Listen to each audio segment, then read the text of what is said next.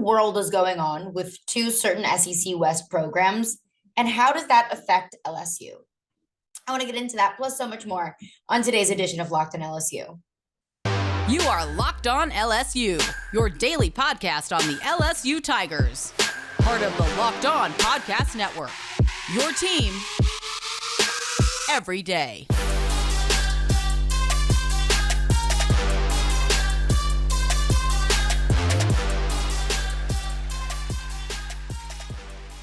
Well, thank you for making Locked on LSU your first listen every day. We are free and available wherever you get your podcasts, and we're also on YouTube as well. So you can watch the podcast, you can listen to the podcast wherever you like to listen.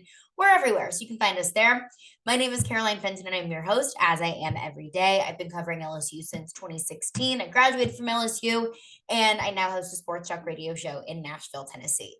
I want to get into what in the world is going on with two of LSU's SEC West in-division rivals. But first, I want to let y'all know that today's episode is brought to you by Bet Online. Bet Online has you covered this season with more props, odds, and lines than ever before. Bet Online, where the game starts. And so since today's episode is brought to you by Bet Online, we're going to have our picks, my picks of the week. Even though LSU is on the bye, there's still some other SEC games going on this weekend, so I'll make my official picks for this weekend at the end of the show. But first, I want to talk about what in the world is going on with Texas A&M and Auburn.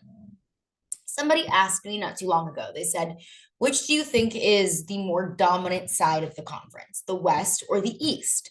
And at least in recent history, and maybe even beyond that, the SEC West has been so much more dominant because you've had Alabama and LSU, and Auburn is usually good. Ole Miss is usually good. Texas A&M is usually very competitive and very good. That it seemed like the SEC West, there wasn't an easy gimme game in there. Whereas you look at the other side of the conference, the other side of the SEC, and the SEC East, where South Carolina, at least the past few years, hasn't been competitive. Vanderbilt has never been competitive. Missouri has been, irrelevant ever since their back-to-back SEC championship visit whenever they first entered the conference.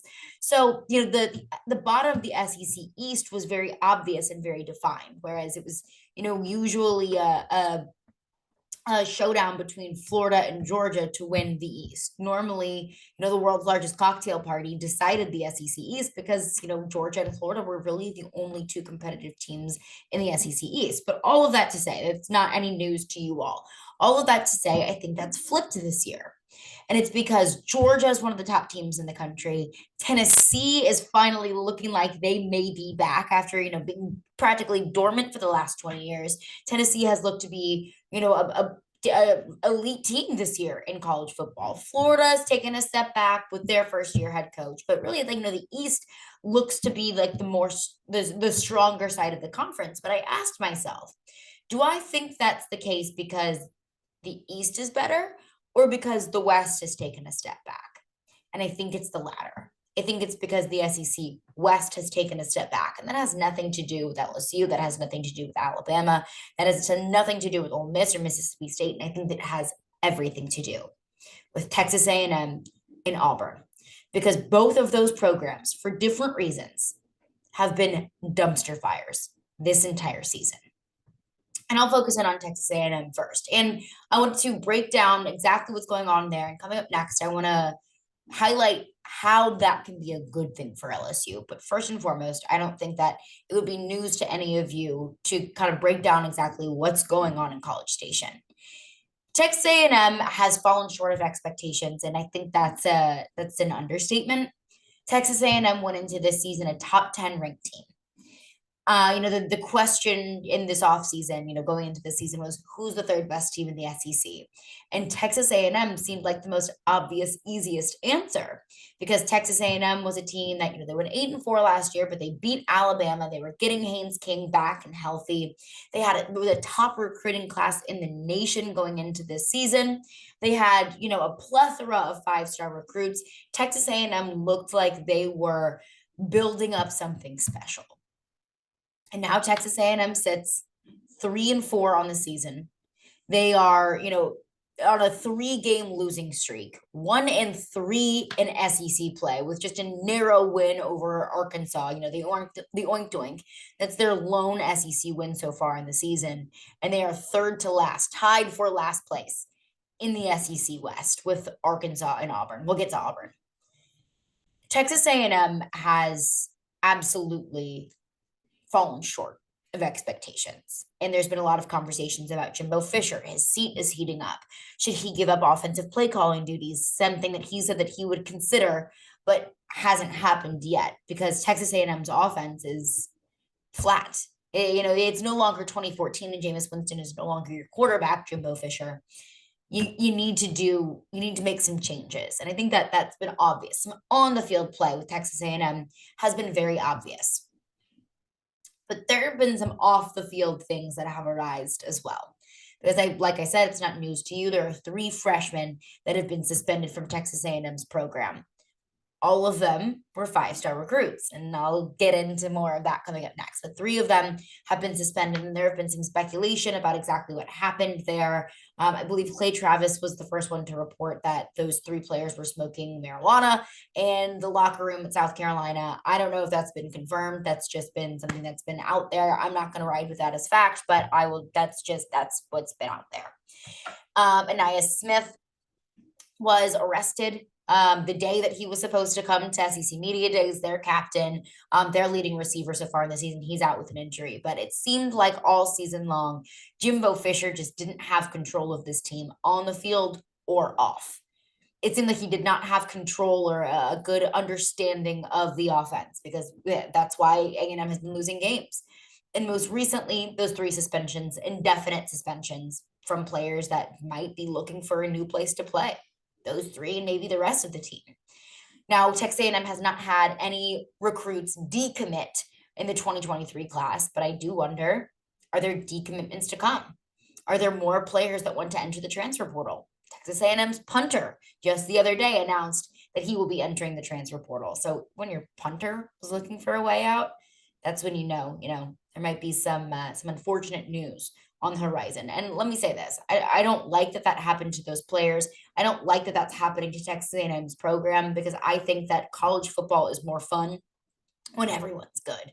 And Texas A&M not being good makes things a lot less interesting. As an LSU fan, you kind of like it maybe a little bit because that feels like an easier win maybe coming down the pipe on LSU schedule if A&M season continues to go how it has been going. But I hate to see that happen to any program or to any player. So I just wanted to get that out there. But right now where it seems Texas A&M is in a really uncomfortable spot, as is Auburn. And that's not any sort of news. I thought that Bryan Harsin's days are numbered, and I still believe that. I still think that they are. And to be completely honest with you, I am shocked and floored that Bryan Harsin has not been fired yet. Because like A&M, Auburn is also 1-3 in conference play. And Auburn, with their one lone win, a very narrow win against Missouri, where, if that Missouri player holds on to the football in the end zone, Auburn is 0-4 in the SEC. But they currently sit at the bottom of the SEC West, 1-3 in conference play, 3-4 overall. They're also on a 3-game losing streak. So Auburn is in a really tough spot. In Auburn, beyond just on the field play, Bryan Harsin has made it very obvious that he has no interest in recruiting, that he has not visited a lot of local high school teams. This was all reported in an article in The Athletic, kind of doing a state of Alabama football. And there were several high school coaches interviewed about Nick Saban, about Bryan Harsin, and other college coaches around the state of Alabama. But there were several high school coaches that said, no, we haven't even met Bryan Harsin. He's never come here. Some of our kids would love to go to Auburn, but he has not built a relationship with us. Nick Saban comes every year, even if we don't have a 3, 4, or 5-star player that is at the caliber to be recruited by Alabama. Nick Saban always comes by, checks in, makes his presence known, and Bryan Harsin hasn't done that. And some of the bigger cities in the state, Montgomery and Birmingham, and even some smaller cities where a lot of really good talent comes out of, that Bryan Harsin has just shown zero interest in building up the future of the Auburn football program. So you look at A&M, they're on the field play that has fallen short of expectations. You look at A&M's off the field issues, players transferring and the indefinite suspensions for players on their for 3 players on their team, 3 bright players with very bright futures. A&M looks like it's in a really bad position. And Auburn has looked like it's been in a really bad position all season long. And that's coming even more into fruition, seeing as that they have a lot of players, or a handful. A lot might be dramatic. I mean, I don't want to be dramatic. They have players that have expressed interest in entering the transfer portal, and they have very few commitments for the 2023 class. So Auburn and A&M both, SEC West foes of LSU, are in difficult positions, are in bad spots where it is right now, both for different reasons and both on different levels, but both are struggling. How can LSU capitalize that? And what does that mean for LSU? I want to get into that coming up next. But before we do that, I want to tell you about Sweat Block. So I want to tell you about a woman that I used to work with. Her name is Pamela. And she would run to the office bathroom. It seemed like almost every 30 minutes. She was there all the time. And she was trying to dry off her armpits. She would open up, she would, lift her arm up and put them underneath the hand dryers, what people use to, dry their hands after they wash their hands. So no one could see the wet circles under her arms. She had a really bad sweat problem, but she finally has her life back because of Sweat Block. No more running to the bathroom to dry off her underarms.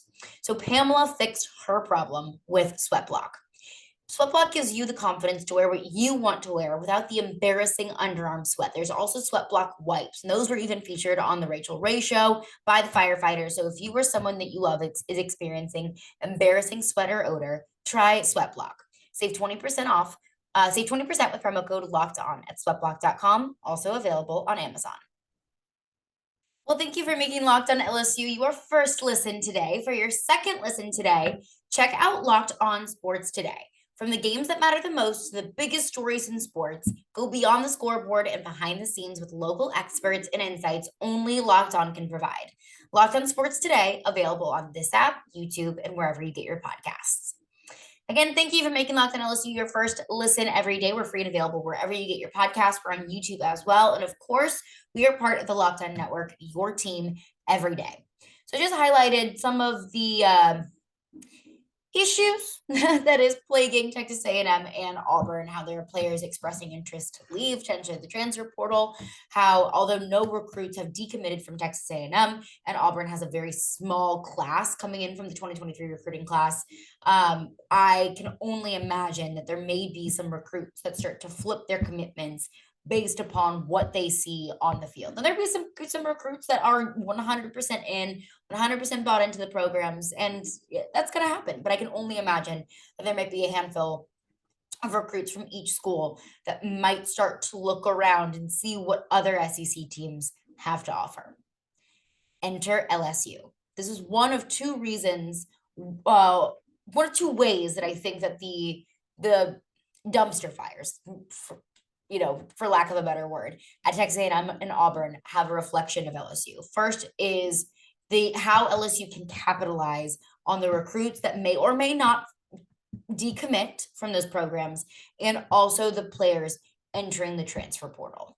Now, I want to get into the second reason next, but first I kind of want to highlight Texas A&M and look at the 3 players that were indefinitely suspended from Texas A&M, and if they would look into entering the transfer portal, getting a fresh start elsewhere, and starting somewhere new. Now, these players indefinitely suspended, it was reported that they were smoking marijuana in the locker room. Whether that's true or not, these players are dealing with behavioral issues. Now, I don't think that makes you a bad person. I don't think that makes them bad players, but that is something that you look into whenever you're bringing players into your program, is what is their attitude like? Are they going to be, dedicated to football? Are they going to be a good person in the locker room? Are they going to cause issues? These players might not be players that LSU would be interested in just because they are, facing backlash from some behavioral issues. So maybe that's not even something that LSU wants to get involved with, but that's up to LSU. But there could be 3 really good players that are playing just a hop and a skip down I-10 from Baton Rouge that could be interested in entering the transfer portal. And why wouldn't LSU be one of the teams that they'd be interested in? One of the players that was suspended was Denver Harris. He was a 5-star cornerback, a freshman from Houston. Again, only a hop and a skip away from home. and corner in the secondary as a whole is an area that LSU does need to, bolster up a little bit. And of course, in this 2023 class coming into LSU, there's some really solid secondary talent, but bringing in, a veteran player, if you want to call, a player that has a few games under his belt at Texas A&M, a veteran.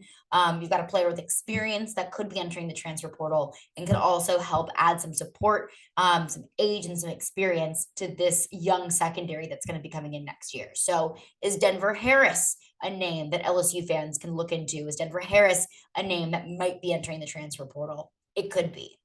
The second of those three players is Chris Marshall, a 5-star wide receiver out of Missouri City, Texas, 6'3", 205.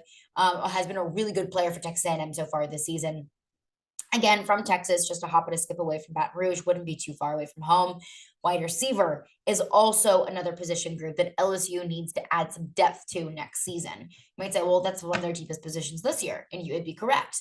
But Kayshon Boutte is most likely entering the transfer portal. Dre Jenkins will have exercised his eligibility. So those are going to be players that are leaving next year, and that's talent and age and experience that LSU is going to have to replace. So that's another name. And of course they got Sheldon Sampson coming in the next recruiting class, but still, they're going to need some more wide receivers to replace the talent and experience that they have that is leaving in 2023. So that's another name that if they do choose to enter the transfer portal, then is that something that LSU is going to be interested in looking into. The third is PJ Williams, a 4-star offensive tackle out of Dickinson, Texas. He's 285, 6'4", that's what he's listed on at 247 Sports. I can only imagine he's added weight on since then, because 285 is a little on the small side for a tackle, but at 4-star, he's a lot of talent. And also tackle and offensive line as a whole is another area that LSU has struggled with depth. We've seen that all throughout this season, that with injuries and some of the shakeup on the offensive line, that's kind of been a struggle point, or was a struggle point for LSU earlier on in the season. So that's another name and another position group that LSU could use some help with that could be available in the transfer portal. Now, again, I said, is LSU going to be interested in players that have behavioral problems? I don't know. That is up to LSU. That I personally like to steer away from players that have a history of behavior problems, of suspensions, but that's up to LSU, and these are players that may or may not be available in the transfer portal, and I would be remiss if I didn't mention that.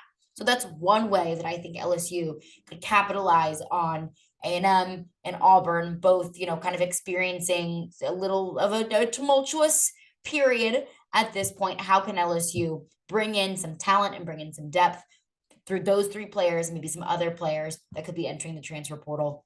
Maybe not from Texas A&M and Auburn.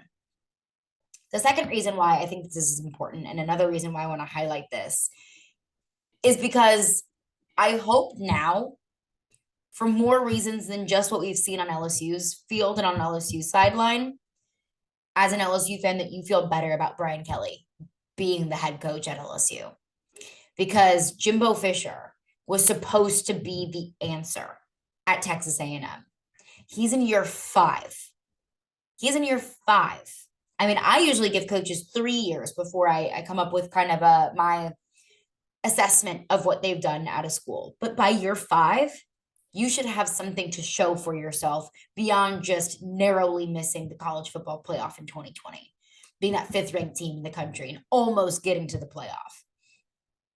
Texas A&M hired, Scott Woodward actually hired Jimbo Fisher to bring a championship to Texas A&M, to be consistently competing against LSU and Alabama year in and year out, going to Atlanta, competing for an SEC title, being one of the top teams in the country. That's what Jimbo Fisher was brought into Texas A&M to do, and that's why he makes so much money, and that's why he was signed to the contract that he was signed to, was to have something to show for himself.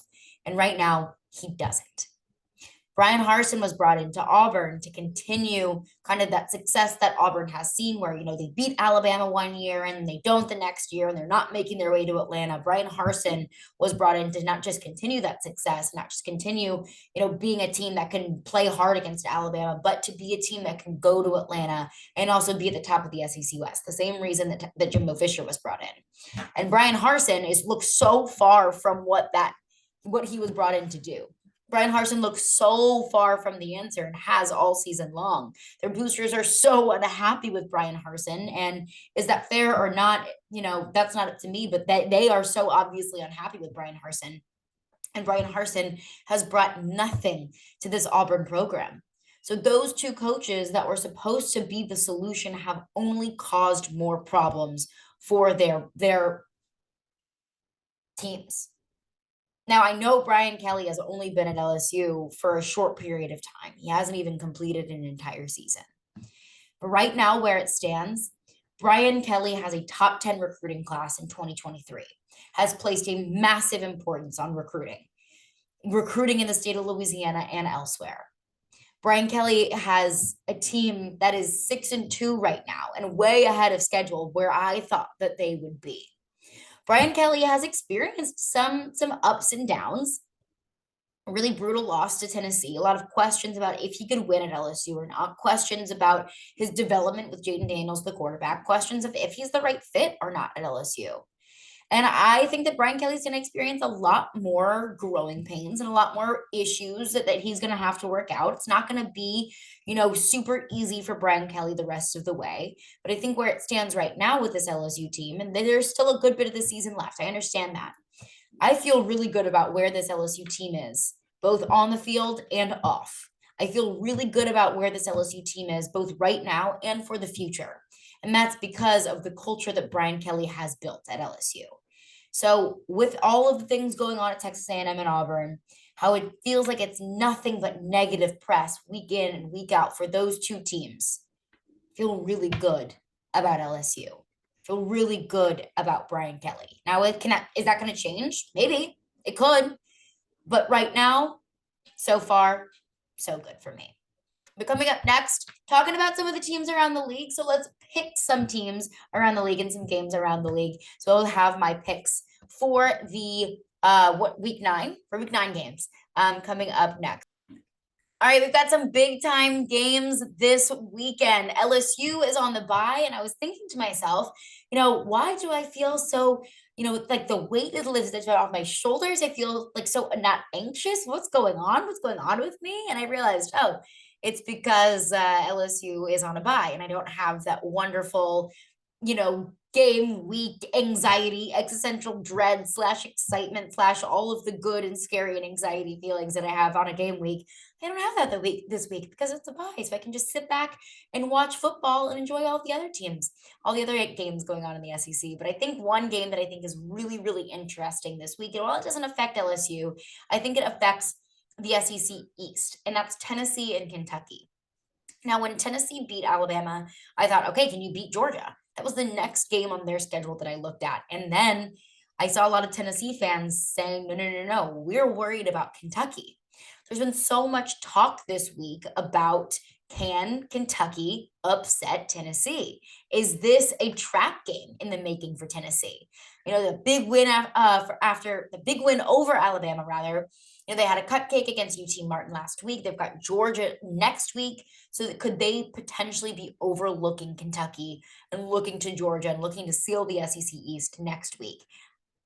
I think that that's a fair argument to make, but I don't think that that's the case. I think this Tennessee team is just too freaking good. Now, Will Levis is a damn good quarterback. A lot of the NFL draft gurus have him ranked or mocked higher than Hendon Hooker. I think that Hendon Hooker so far has proven to be the better quarterback, at least in this system. Does Will Levis have better tools? Is he a better quarterback overall? Maybe so, whenever you're looking at an NFL draft side of things. But so far, what I've seen, Hendon Hooker has been the better quarterback, and he is in the better system, and he is on the better team. Also, I think Chris Rodriguez could potentially be an X factor here. Tennessee's run defense has been good, not elite. So can Chris Rodriguez get that Kentucky offense moving? I think that the Kentucky's going to be able to score points on Tennessee. Tennessee's defense has not proven to be any sort of big force, but also Kentucky's offensive line has proven that they can't protect Will Levis very well. So I'm going to take Tennessee to cover the 12.5. I understand. I hear the trap game comments. I hear the people saying that Tennessee could be overlooking Kentucky, but I think that Tennessee is just too good of a team. If Tennessee goes out there and conducts their business as usual, I think they should beat Kentucky by 2 or 3 scores. Another game that I think could be really interesting, and this affects LSU more, that's Texas A&M and Ole Miss. I think Vegas is telling us something. And of course, all of these odds are from Bet Online, my favorite sports book. I think Vegas is telling us something kind of interesting. And I don't know if it's overreactive to Ole Miss's, performance against LSU last week, but Ole Miss is only favored by 2.5. Ole Miss has only lost one game. And although LSU was able to throw the ball all over Ole Miss, 2.5 points for a Texas A&M team that has only lost one conference game against an Arkansas team that doesn't look as good as we expected going into this season. Texas A&M is a team that all week long, rather, the conversation has been nothing but negative press, talking poorly about Texas A&M. And I think that is palpable in the locker room. And I think that really does affect a team. Ole Miss is going to be angry. Ole Miss is going to want to come back and prove a point and say, hey, we aren't who we were against LSU, and we are more so who we showed ourselves to be against some of the games that they played earlier in the season. So I'm a little bit confused why this spread is so low. So I think that's kind of easy money there. I'm going to take Ole Miss minus 2.5. And if they win big over Texas A&M, that only makes LSU look better. So I'm kind of rooting for a little bit of an Ole Miss domination here. I think another interesting game that probably should be a lot more interesting than it really is, but to me, it just kind of seems like a meh game, is Arkansas and Auburn. Another spread that I feel like is a little bit lower than I expected, Arkansas minus 4.5. But kind of when I look back and think at Auburn, even with everything plaguing that program and with all the Bryan Harsin getting fired rumors, Auburn still plays pretty tough. I mean, we saw that when LSU played Auburn. Auburn plays tough. Auburn put up 30-something points against Ole Miss. And that's not a bad defense. So Auburn is a tricky team to pick because I know they're going to play with heart and I know they're going to play hard. I just don't think they have good enough players. And I think that the situation at quarterback is just a little bit too shaky and up and down for me. So I'm going to take Arkansas to cover minus 4.5. I think Arkansas is a good team. I think they're coached well. I think they've got a good bit of talent. They've got a great defense. I think KJ Jefferson is a good quarterback, not a great quarterback, maybe a quarterback that relies too much on his legs than he does on his arm. But I think Arkansas is able to cover that minus 4.5. So that's another one of my picks on the day. And finally, the world's largest cocktail party, which is so sad that feels like a game that's not really hyped up because normally, like I just mentioned earlier in the show, normally the world's largest cocktail party is like the game of the year, at least in the SEC East. And now it just seems like, Georgia's going to roll. The spread here is 22.5. I don't call me crazy. I think Florida's going to be able to cover that. I think that Georgia probably wins by 3 scores. But Georgia wins by 3 touchdowns and Florida covers with a 22.5 spread. So I'm going to take Florida to cover, but I do think that Georgia rolls here and they want some momentum going into that big game against Tennessee next weekend. But my picks of the day, I'm taking Ole Miss minus 2.5 over Texas A&M. I think there's just too much going on with Texas A&M's program at this point. I'm going to take Tennessee to cover the 12.5 against Kentucky. I'm going to take Arkansas to cover the 4.5 against Auburn. And hey, call me crazy. I think Florida's going to keep it close, at least closer than 22.5. So those are my picks for the day. Happy betting, happy football. Enjoy the bye week. That's going to do it for me today. Thank you for making Locked On LSU your first listen today. So for your second listen today, check out Locked On Sports today. From the games that matter the most, the biggest stories in sports, go beyond the scoreboard and behind the scenes with local experts and insights only Locked On can provide. Locked On Sports today, available on this app, YouTube, and wherever you get your podcasts.